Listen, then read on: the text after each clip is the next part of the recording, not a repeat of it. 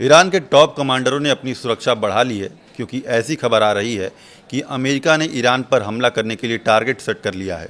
तो वहीं ईरान ने भी अपनी कमर कस ली है और अमेरिका के किसी भी संभावित हमले के पलटवार की तैयारी कर ली गई है।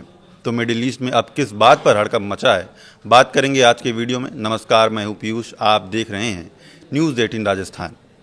तो मिडिल ईस्ट में एक बार फिर से युद्ध के हालात बनते दिख रहे हैं।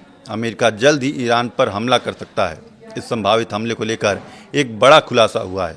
अमेरिका के 2 अधिकारियों ने बताया है कि ईरान के खिलाफ अमेरिकी सेना की योजना अब एडवांस स्टेज में पहुंच चुकी है। इस प्लान में अलग अलग ईरानी नेताओं को निशाना बनाने का विकल्प शामिल है।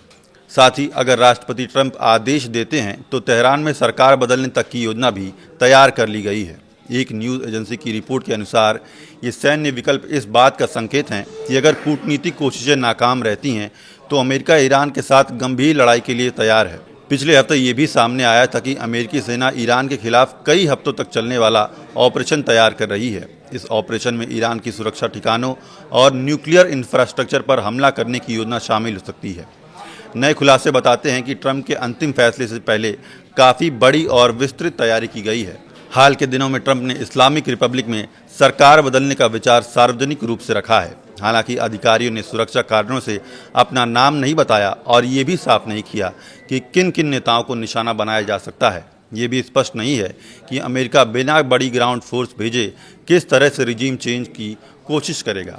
अगर सरकार बदलने की कोशिश होती है तो ये ट्रंप के चुनावी वादों से अलग कदम होगा। अपने चुनाव अभियान के दौरान ट्रंप ने कहा था कि ये पिछली सरकारों की नीतियों से अलग रास्ता अपनाएंगे। उन्होंने खास तौर पर अफगानिस्तान और इराक में सरकार गिराने के लिए की गई सैन्य कार्रवाइयों को असफल बताया था।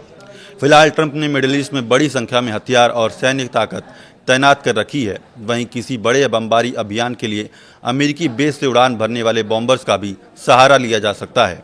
अमेरिका के एक अधिकारी ने पिछले साल ईरान के साथ 12 दिन तक चली लड़ाई के दौरान इजरायल की कार्रवाई का जिक्र किया था। उस दौरान क्षेत्रीय सूत्रों ने रॉयटर्स को बताया था कि ईरान के armed forces chief of staff major general Mohammad Bagheri समेत कम से कम 20 वरिष्ठ कमांडर मारे गए थे। हालांकि ये स्पष्ट नहीं है कि अमेरिका के पास ईरानी नेताओं को लेकर कितनी सटीक खुफिया जानकारी है। इन सब के बीच राष्ट्रपति ट्रंप ने कूटनीति की भी उम्मीद जताई है। गुरुवार को उन्होंने कहा कि अगर कोई समझौता नहीं हुआ तो बहुत बुरी चीज़ें हो सकती हैं। मिडिल ईस्ट की मौजूदा स्थिति को देखते हुए अब सबकी नज़र वॉशिंगटन के अगले कदम पर टिकी हुई है। इस वीडियो में फ़िलहाल के लिए इतना ही। देखते रहिए न्यूज़ 18 राजस्थान।